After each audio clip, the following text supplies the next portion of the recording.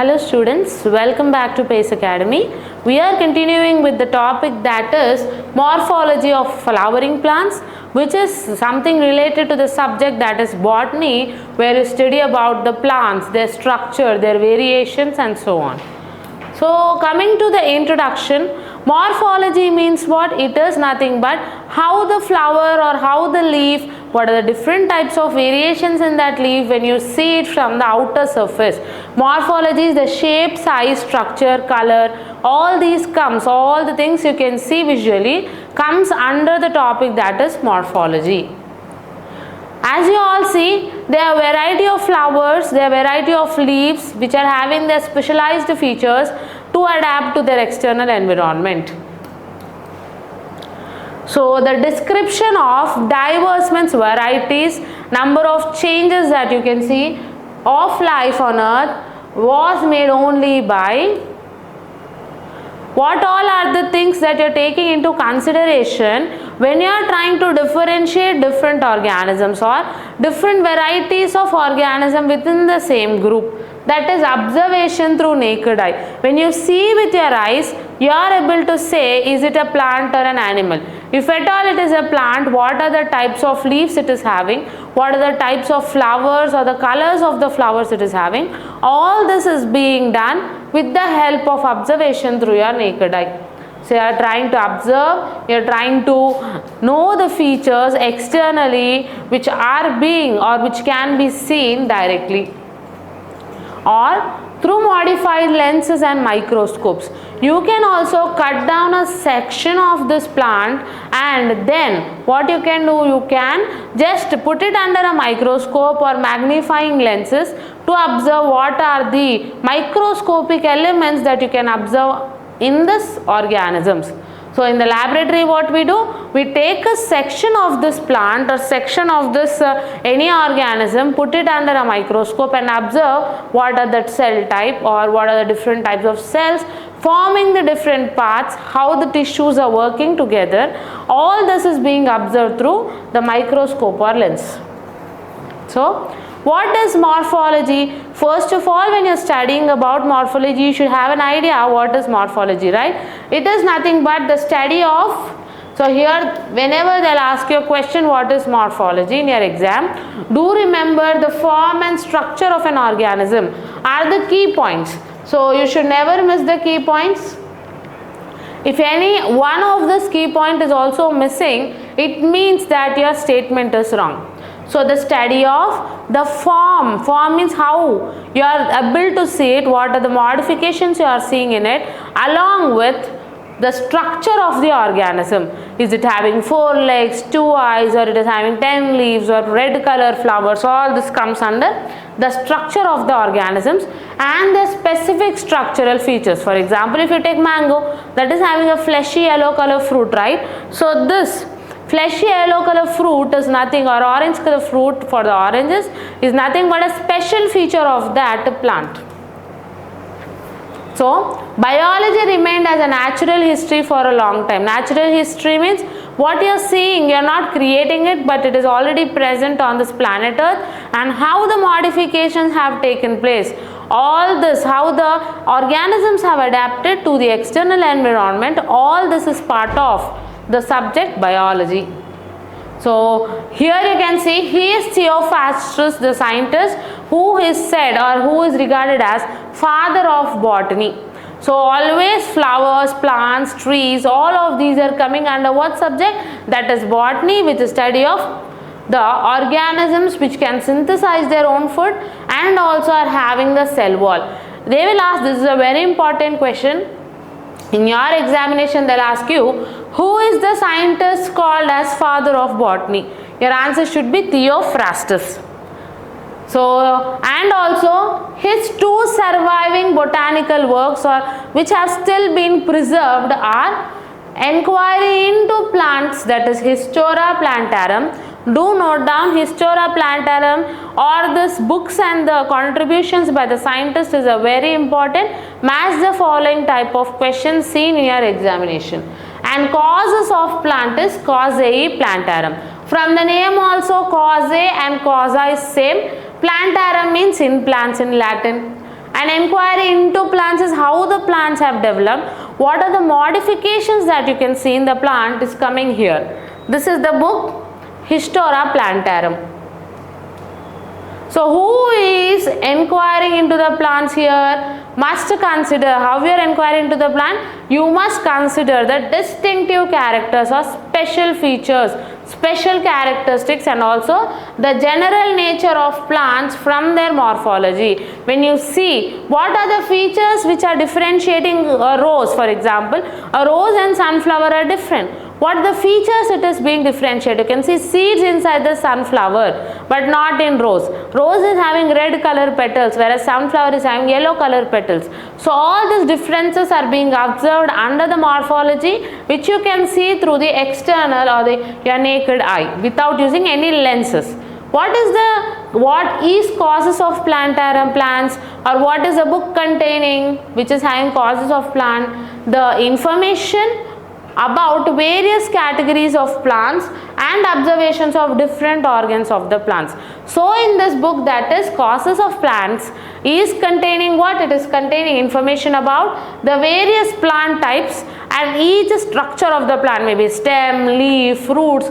All of this is clearly and neatly described in an elaborated manner in the book, that is Causes in Plantarum or Causae Plantarum. And the wide range in the structure, so the differences in the outlook of the plants of higher plants will never fail to fascinate us. Why? Because you have seen a tall plant, you may have seen a pumpkin which is having a twiner. In the same way, you may have seen a pine tree. So different plants with different types of seed structure, fruit structure are available on this earth. Angiosperms, as already said in the plant kingdom, angiosperms are the organisms or plants which have the ability to produce flowers along with seeds which are covered by a fruit. So flowering plants are characterized by the presence of they are having true roots which are taking up the minerals from the soil, water from the soil, stems, the main body. On the stem you have the leaves, flowers and fruits which are having seeds inside them. So whenever you say an angiosperm, all these features should be covered in this organism or plant. Even though the angiosperm shows such a large diversity or so many variations in themselves, when you see external structure or the morphology, they all are having some similar features which can be considered. So you can see this is a organism where you are having this is a plant where you are having the tomato plant, as you know, are coming under angiosperms.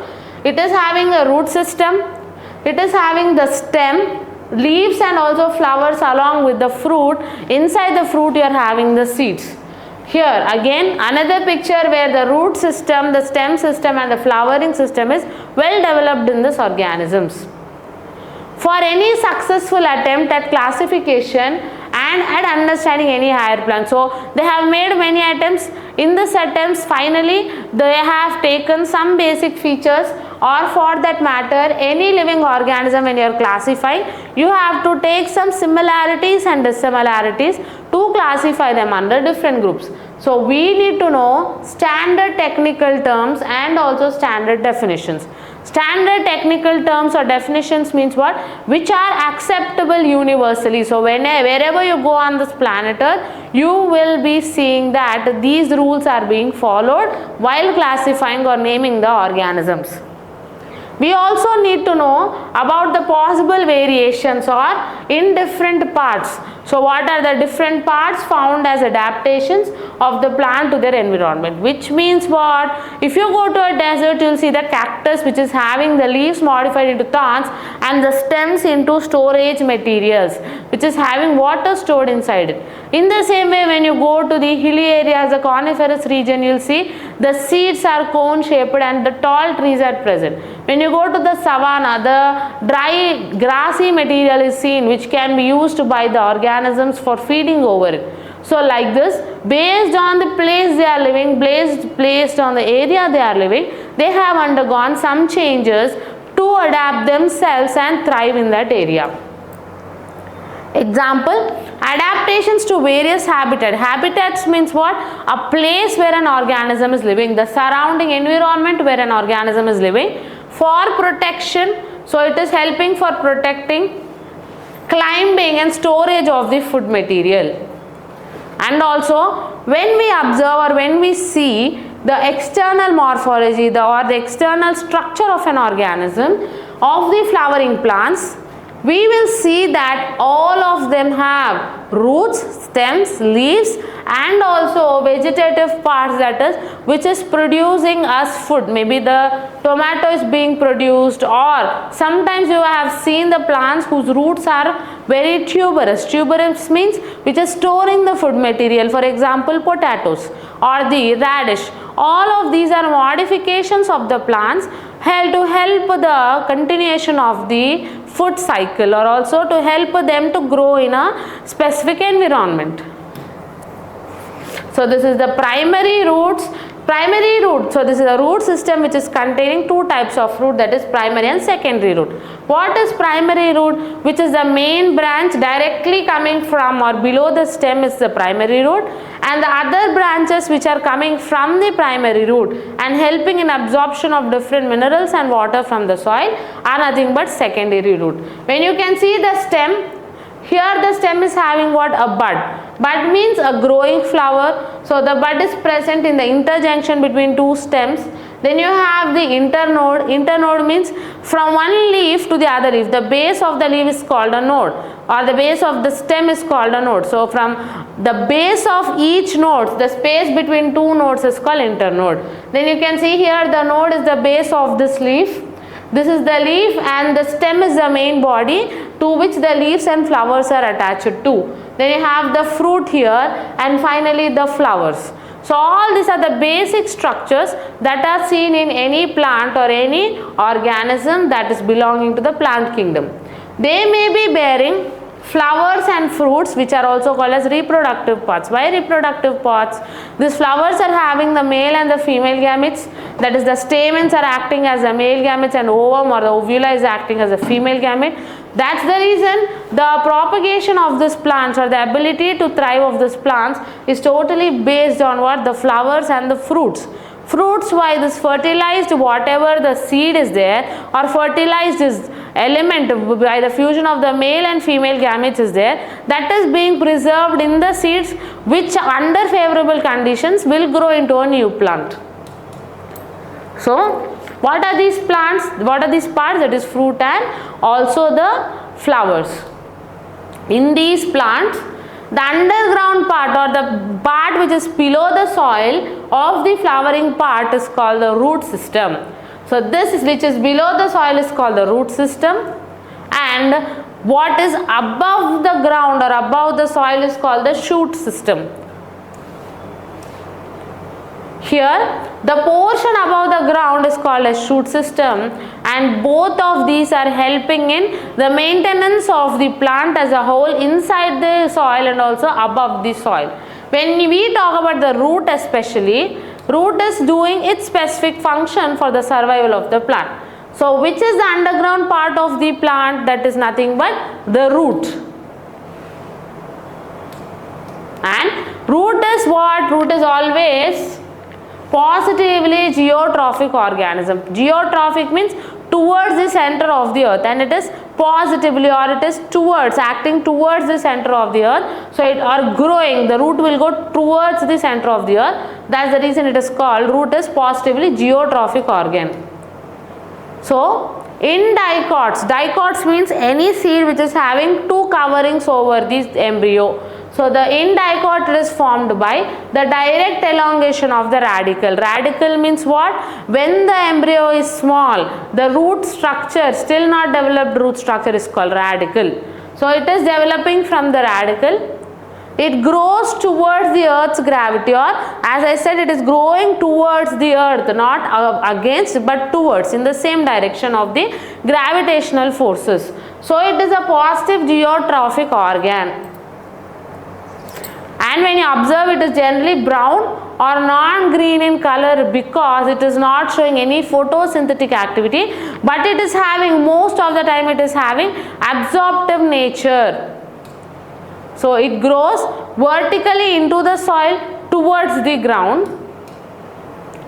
And what is the structure of it? When you see, in majority of the dicots, dicotyledons means the seeds which are having two cotyledons which are helping in the storage of material and further growth and protection of the small embryo present inside it.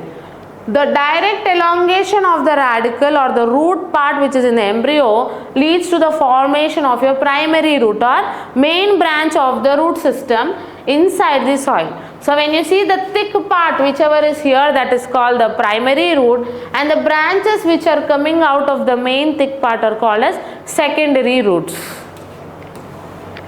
And primary root bears what? Lateral roots of several orders. Lateral roots of several orders means one root is coming out of the primary root which again divides into many branches called as the several orders or several bases for the root formation.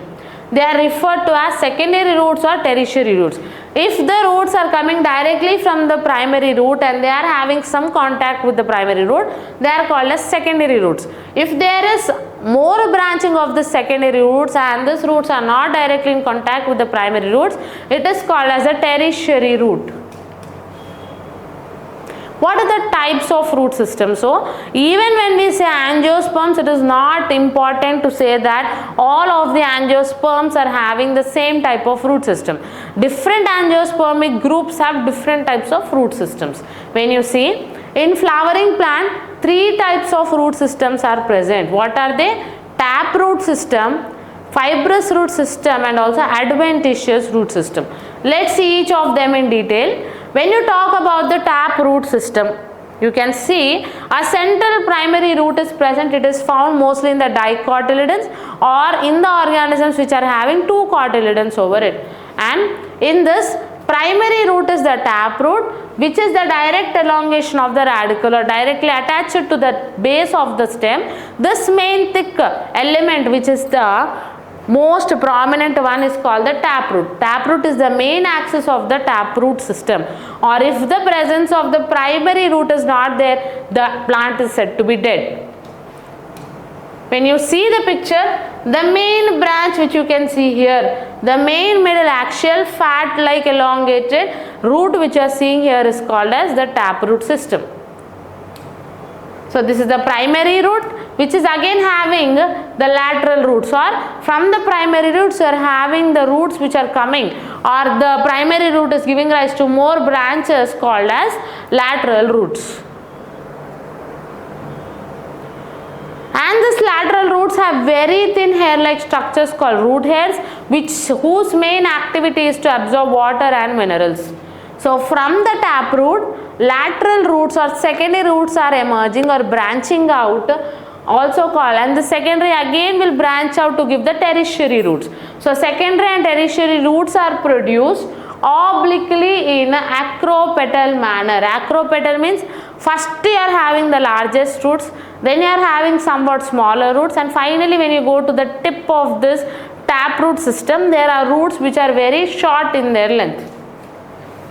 So root hairs are produced on the lateral roots, or the roots which are acting as a branches of this taproot system are having this root hairs. So what is the example of this taproot? That is Brassica alba. Please note down, Brassica alba mustard plant is the main important example of this taproot system. So this is the main branch which is again dividing into lateral branches, which is called as secondary branching. This secondary branch is again divided to tertiary, and finally this branching will stop near the root hairs, which are tiny and help in absorption of water and minerals. Here again you can observe. Next is fibrous root system. So as you have completed taproot system, you know it is found in monocotyledonous plant. Monocots means what? All these seeds or all the organisms which are having a single cotyledon which is surrounding the embryo or the zygote is called as monocotyledons. So what is a cotyledon? It is an area where the stored material is being preserved for the zygote to develop into a new plant when the situations or conditions are favorable. So the primary root is short-lived, means first when it is in a young stage or when it is still growing, that the taproot or primary root will be present, but later in time that will be lost. and is replaced by large number of roots. So the main middle part is lost and many bundle or bunch of roots which are thin in size compared to the primary root are taking up the position of the primary root. These roots originate from the base of the stem and constitute the fibrous root system. These are coming from where? Base of the stem, and also called as fibrous root system. Example, Triticum vulgare, also called as wheat. Wheat is again a monocotyledonous plant. Here you can see how bunch of fibers are coming out from the base. Next question or next root system is adventitious roots. So what are these adventitious roots? Roots arising from other than the radical is called as adventitious root. Other, what is radical? As I said, in the primitive stage or in the young stage, infantile stage of the plant, when the roots are coming from the base of the stem, it is called as radical. But other than this radical, if the roots are arising at any part of this plant, is called as adventitious roots. Roots arise from parts of the plant other than the radical are called as adventitious roots. What are the examples? When you observe, examples are monstera and the banyan tree. You may have observed the banyan tree, the roots are coming from where? They are coming from the tree stems or lateral branches. That's the reason they are called as adventitious roots. Here again you can see, this is the stem which has fallen, as I said, a thin tendril like if the stem is present, if it is coming in contact with the soil, it is giving rise to the roots again which can be cut in between and a new plant will grow. So these roots which are the extra roots other than the roots formed near the radical are called as adventitious roots. This is monstera.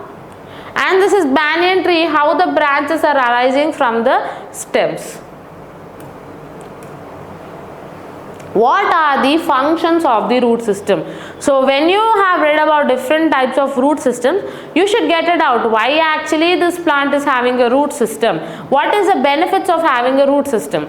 First is, the main function of the root systems are absorption of water. They are taking up water and also minerals from the soil which are helping in the photosynthetic process for the production of starch, providing a proper anchorage to the plant parts, so they are not freely floating, right? They are fixed to the base. When they are fixed to the base, even if the wind is blowing more or if water is coming and trying to push away the plant, this is acting as an anchorage or support for that plant not to be broken down into parts. It stores reserve food materials, for example potato. Potato is having roots which are storing the starch, and then you have radish which is storing the starch, carrots, all these are examples of roots storing food material. It synthesizes some plant growth regulators. So some of the plant growth regulators, what are plant growth regulators? They are nothing but they are helping in the growth of the plant in the length and width. So these regulators are coming from where? They are coming from the roots. Let's do some MCQs. Direct elongation of the radical leads to, what is it? Is it lateral roots, tertiary roots, primary roots or root hairs? So your answer would be the primary root. So primarily, first, so this is the picture I have shown before. Primarily, if the root is growing, it is called as primary root, which again branches into tertiary or lateral or secondary roots. Next question, adventitious roots are seen in, so where are they seen? Rhizophora, Arachis, monstera and banyan tree or radish. Your answer would be monstera and banyan tree are showing adventitious root. This is monstera, this is the banyan tree. The main function of the root system is photosynthesis, reproduction, absorption of water and minerals or transportation of water. Your answer would be, see, I have highlighted all the examples here again. So what is your answer? Absorption of water and minerals. The primary root is short-lived and again replaced by a bunch of roots in. Is it called monocotyledonous plant, dicotyledonous plant, both 1 and 2 or Marchantia? Your answer will always be the monocotyledonous plants which are showing or which are having the primary thick root replaced by thin roots. Which roots originate from the base of the stem? So is it the tap roots, fibrous roots, prop roots, or adventitious roots? So your answer would be the fibrous root. You can see the bunch of fibers are originating from a single root. So here comes the end of this session where we have read about different types of roots, their function, and also we have dealt with MCQs that would be covered on this topic. Thank you.